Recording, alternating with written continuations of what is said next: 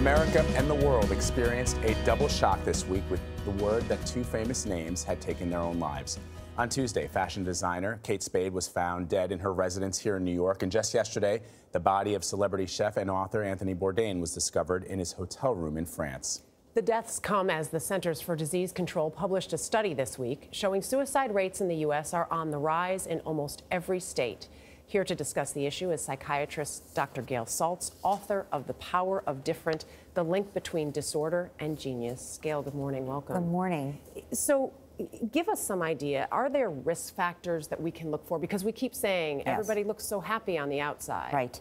Absolutely. Most people will have been suffering for some period of time with depression, anxiety, bipolar disorder, or they're struggling with substance abuse. They've had a history of childhood trauma. They've thought about suicide in the past. They have a family member who committed suicide, or somebody in their community has committed suicide. So if these things are going on, you really have to be willing to talk with the person about what might be happening. And watch for changes in their behavior or anything like that? Well, so if you see someone becoming socially more isolated, withdrawing, if they're talking about being in unbearable pain, if you see that they're suffering in some way, they're feeling sad, they're feeling hopeless, they're feeling worthless, yes, then those are people you want to be talking to, absolutely. So how do you begin that very difficult conversation with a loved one who may be suffering from some mental illness? I think that you say, quite frankly, can I talk to you? I really notice that you're suffering or you're down, or I'm noticing this and I want to listen. I want to be here. Please tell me what you're feeling. When they start to talk about it, then you say, have you thought about harming yourself? Have you thought about taking your life? Be really direct. It is a myth that asking about suicide will cause someone to commit suicide.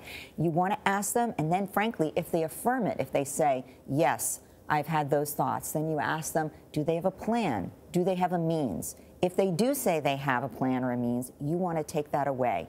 You can save a life by, frankly, removing the gun, removing the pills, taking away their method in the moment, because it can be an impulsive act. And then you want to say, hey, I really want to take you to get some help. Help them to find the place they can go, the therapist they can see, the emergency room they can go to, and take them if need be. Are people who, if you have this difficult conversation, in your experience, is someone who is considering taking their own life willing to talk about it to someone who may approach them and say, what's going on with you?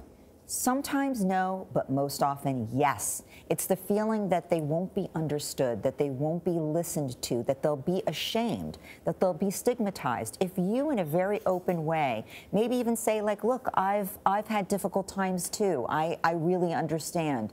But mostly are listening and empathic.